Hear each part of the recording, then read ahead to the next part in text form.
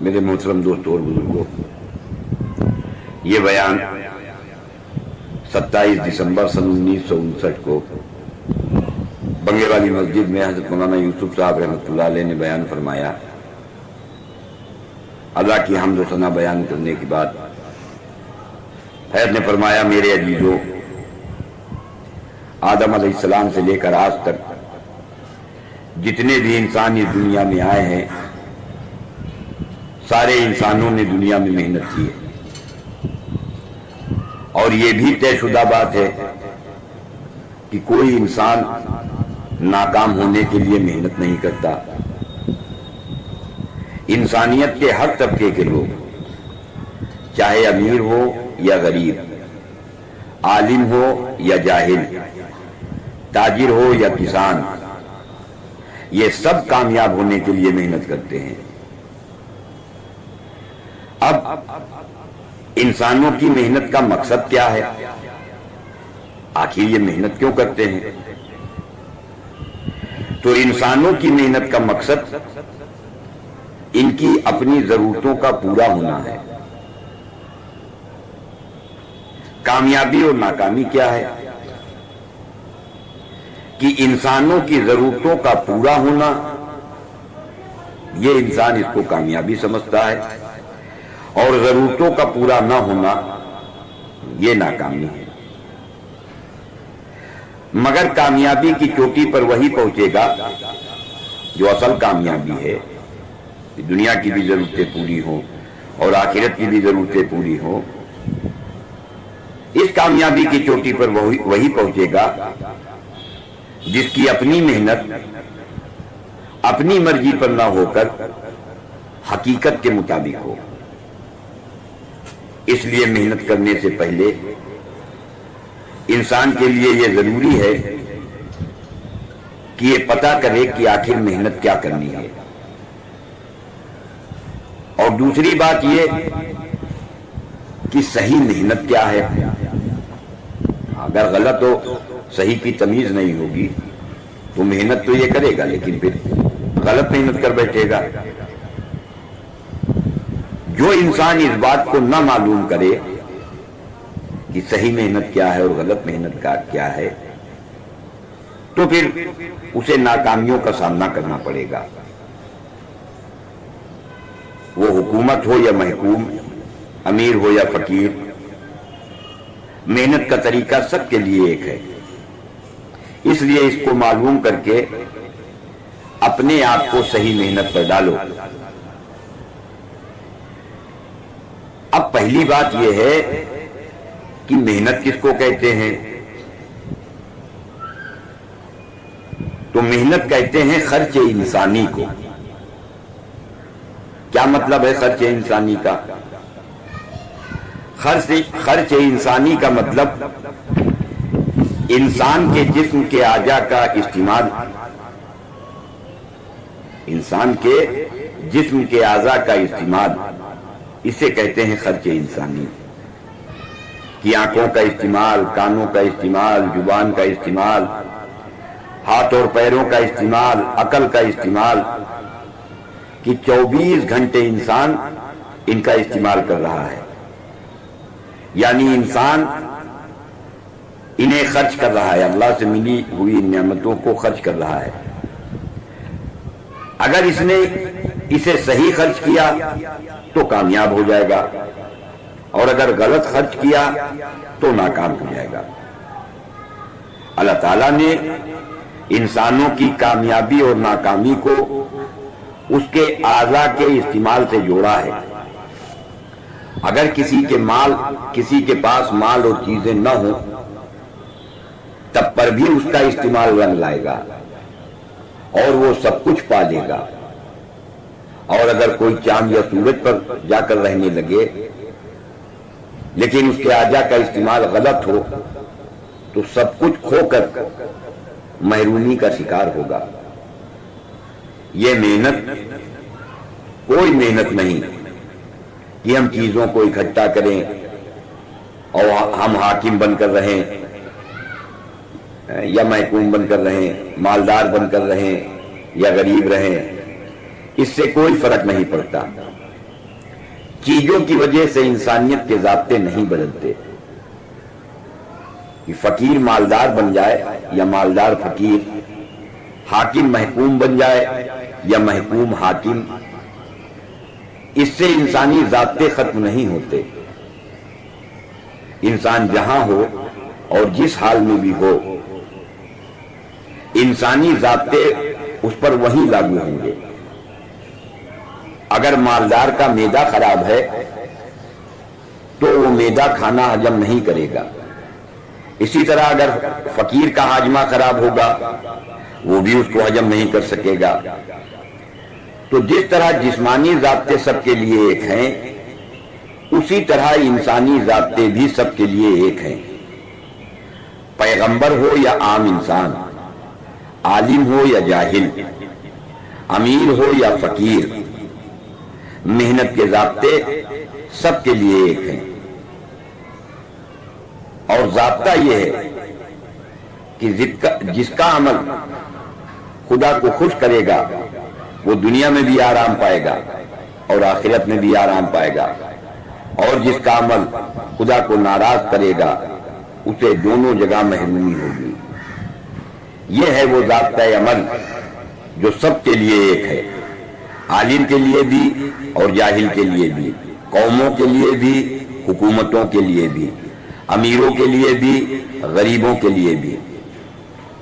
تواریخ اٹھا کر دیکھ لو کہ حکومتیں کیوں مل گئیں، تو پتہ یہ چلے گا کہ انہوں نے اپنے عمل کی غلطی سے، اور حکومتیں کیوں قائم ہو گئیں کہ ان کے اپنے عمل کی درستگی پر۔ عمل ٹھیک کب ہوتا ہے اور عمل خراب کیسے ہوتا ہے؟ عمل ٹھیک کب ہوتا ہے اور عمل خراب کیسے ہوتا ہے؟ دو چیزیں ایسی ہیں، اگر وہ ٹھیک ہو جائیں تو انسان اور اس کے عمل ٹھیک ہو جائیں، اور اگر یہ کمزور رہیں تو انسان اور اس کے عمل کمزور ہو جائیں گے۔ مقصد کی بلندی پر انسان بلند ہوتا ہے اور مقصد کی کمزوری پر انسان کمزور ہوتا ہے۔ مقصد کب کمزور ہوتا ہے؟ مقصد کب کمزور ہوتا ہے کہ جب لوگ اپنے نفس کی خواہشوں کو اپنا مقصد بناتے ہیں۔ انسان کا تجربہ کر لیجئے، جیسی اس کی حیثیت ہوگی ویسے ہی اس کے مقصد کی حیثیت ہوگی۔ انسان کا یہ جسم منی کے ناپاک قطرے سے بنا ہے، اور یہ آج بھی وہی ناپاک قطرہ ہے جو عمر کے لحاظ سے بڑا ہوتا رہتا ہے۔ جو 10 سال کا ہے وہ اس قطرے سے 10 سال بڑا ہے، اور جو 50 سال کا ہے وہ اس ناپاک قطرے سے 50 سال بڑا ہے۔ لہذا جو انسان خواہش کو مقصد بنائے، وہ چاہے کتنا ہی بڑھ جائے، اس کا یہ بڑھنا منی کے ناپاک قطرے کے لحاظ سے بڑا ہونا ہے۔ انسان کو بلندی اپنے بنانے والے کو بڑا تسلیم کرنے میں ہے۔ انسان کی بلندی اپنے بنانے والے کو بڑا تسلیم کرنے میں ہے کہ اللہ اکبر، اللہ بڑے ہیں، اتنے بڑے ہیں کہ لا الہ الا اللہ۔ طاقت میں وہ بڑے ہیں، قوت میں وہ بڑے ہیں، علم میں وہ بڑے ہیں، حکمت میں وہ بڑے ہیں، غرض اتنے بڑے ہیں کہ کسی کا وجود نہیں، وجود صرف انہی کا ہے۔ اس لیے اللہ تعالیٰ کو اپنا مقصد بناؤ تو اس مقصد کی بلندی انسان کو ایک بڑی بلندی پر لے جائے گی۔ جس نے لامحدود طاقتوں والے اللہ کو، اس کی چاہت کو اور اس کی محبت کو اپنے ساتھ لینے کو اپنا مقصد بنایا ہو، تو اب وہ لامحدود دیکھنے والا، لامحدود سننے والا اور لامحدود سوچ رکھنے والا انسان بن جائے گا۔ اب اس مقصد تک پہنچنے کے لیے ہمیں کیا کرنا پڑے گا؟ تو اس مقصد تک پہنچنے کے لیے ہمیں دو کام کرنے پڑیں گے۔ پہلا کام اپنے اندر سے خرابی نکالنے کی محنت، اور دوسرا کام خوبیوں کو اپنے اندر پیدا کرنا۔ اگر ایسا کرو گے تو خدا کو پا جاؤ گے۔ خیالات کی پاکی اور اعمال کی درستگی کے راستے سے بندہ خدا تک پہنچتا ہے۔ جب تم کبر سے، شہوت سے پاک ہو جاؤ گے تو خدا کو پا لو گے۔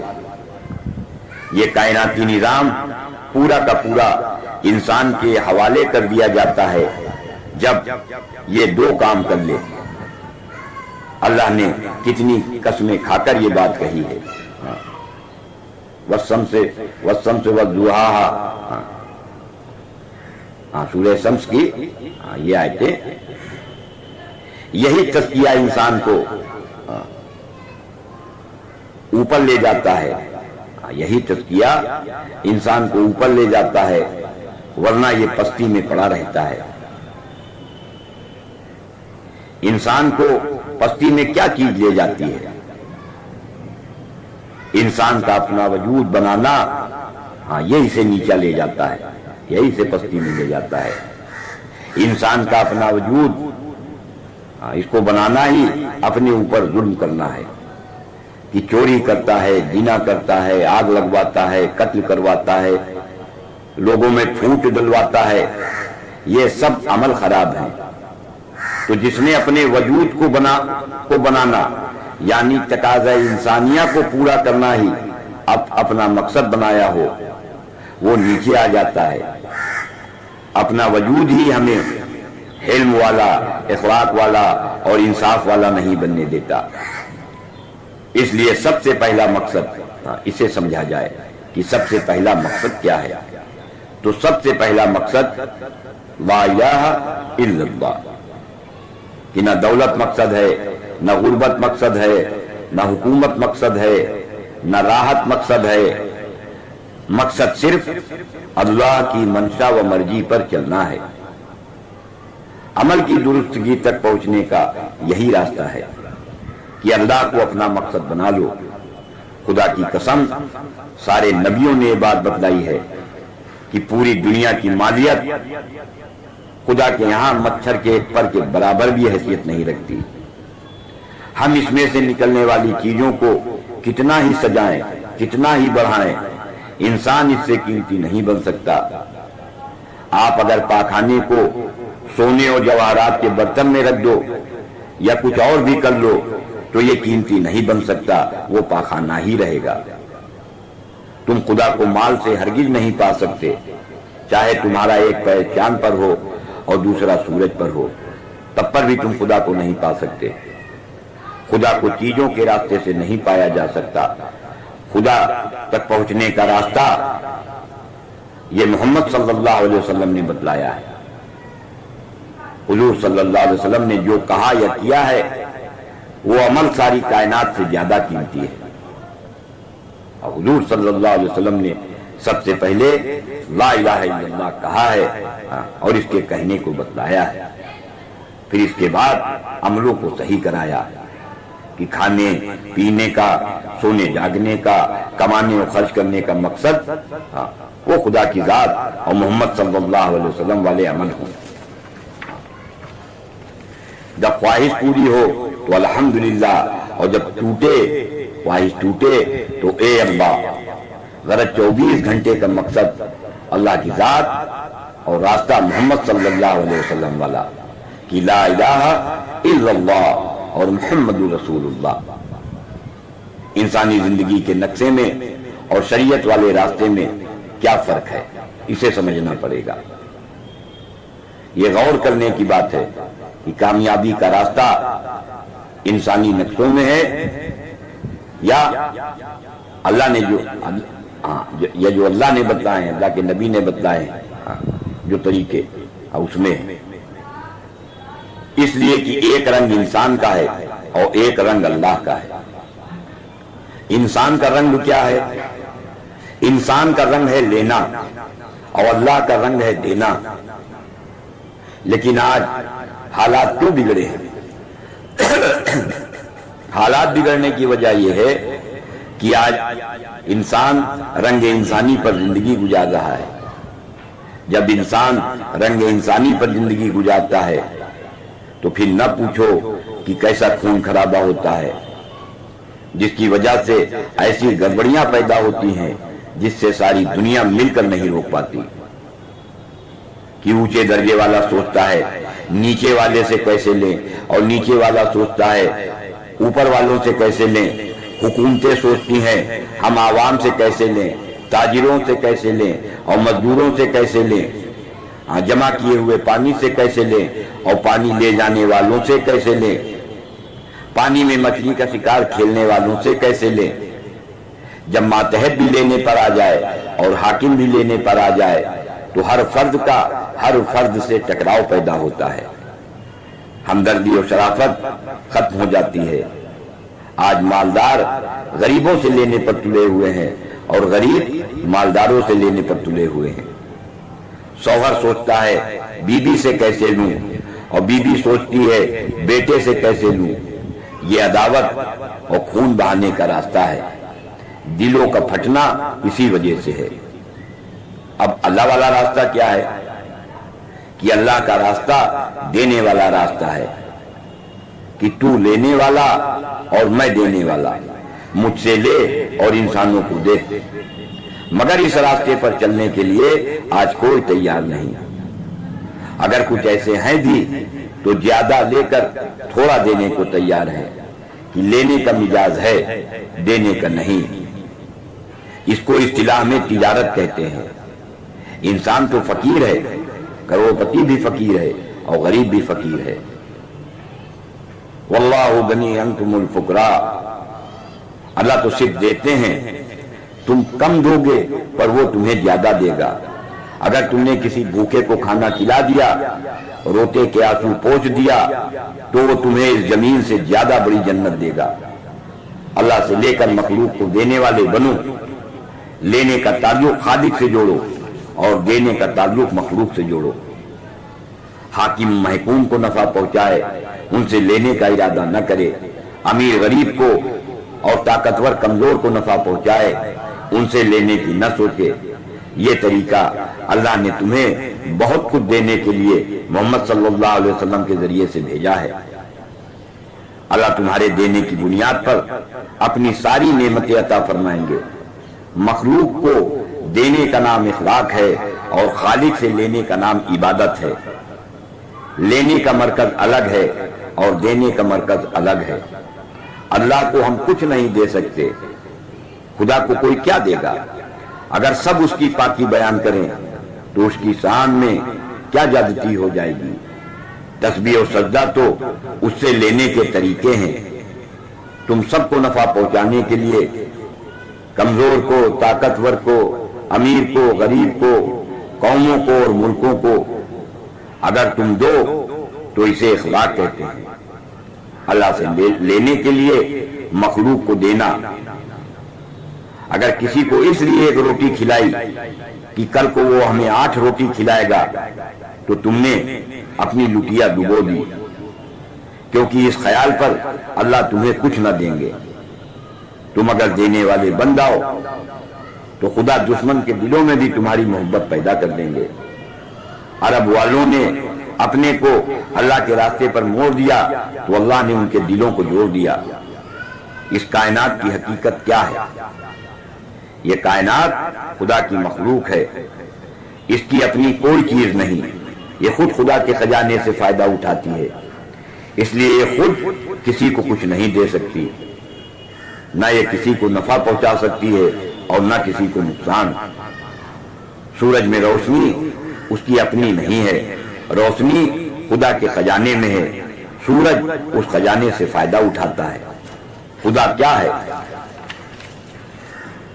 خدا وہ ہے جس کو چاہے بنا کر دکھا دے اور جس کو چاہے بگا کر دکھا دے۔ سب پر خدا کا قبضہ ہے، لیکن خدا پر کسی کا قبضہ نہیں۔ خدا نے چیزوں میں جو روح کی طاقت رکھی ہے، اس کی کسی کو خبر نہیں ہے۔ خدا نے پہلی چیز کو چیزوں کے بغیر بنایا، پہلے گیہوں کو گیہوں کے بغیر بنایا، نبیوں کو نبیوں کے بغیر ہدایت دی۔ خدا آج بھی کسی چیز کو چیزوں کے بغیر پیدا کر سکتے ہیں۔ خدا سے لینے کا ایک راستہ کائنات والا ہے اور ایک راستہ محمد صلی اللہ علیہ وسلم کے عملوں والا ہے۔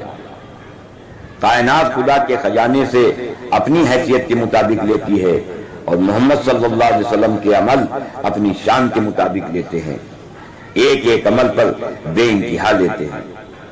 محمد صلی اللہ علیہ وسلم والے عمل خدا نے اپنے خزانوں سے زیادہ دینے کے لیے عطا کیے ہیں۔ انسان میں تعمیری اور تخریبی دونوں پہلو ہیں۔ اگر یہ انسان اپنی مرضی پر چلا تو ہلاک ہو جائے گا۔ لکھ لو میری اس بات کو، حاکم و محکوم، غریب و امیر، یہ سارے کے سارے مخلوق کے لینے کے مزاج کی وجہ سے ہلاک ہوں گے۔ اللہ جسے دینے کے مزاج پر لائے گا وہی کامیاب ہوگا، ان کے سامنے سب جھکیں گے۔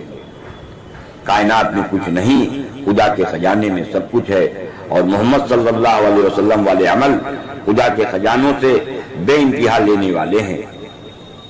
بس ہم میں کچھ نہیں، خدا کی منشا میں سب کچھ ہے، اس لیے خدا کی منشا کو اپنا مقصد بناؤ۔ کائنات خدا سے اپنے مقدر کا لے سکتی ہے، اور محمد صلی اللہ علیہ وسلم والے عمل خدا کی قدرت سے خوب لیتے ہیں۔ لہذا محمد صلی اللہ علیہ وسلم والے عملوں کو خدا کے خزانوں سے لینے کا سبب بناؤ۔ اس کے لیے ہر عمل کو 4 چیزوں پر لاؤ تو وہ عمل نفع پہنچانے والے بن جائیں گے۔ نمبر 1 ایمان کی حقیقت اور اس کی طاقت، نمبر 2 محمد صلی اللہ علیہ وسلم والی شکل، اور نمبر 3 اللہ کے دھیان، اور نمبر 4 اللہ کی رضا۔ تو اگر اپنے عمل میں ان 4 چیزوں کو لے آئے تو اب ہر چیز اسی 4 سے ٹھیک ہوگی۔ مگر یہ 4 کس چیز سے ٹھیک ہوں گی؟ یہ 4 ٹھیک ہوں گی 4 مہینے لگانے سے۔ اس کے لیے بتلاؤ کون کون تیار ہے؟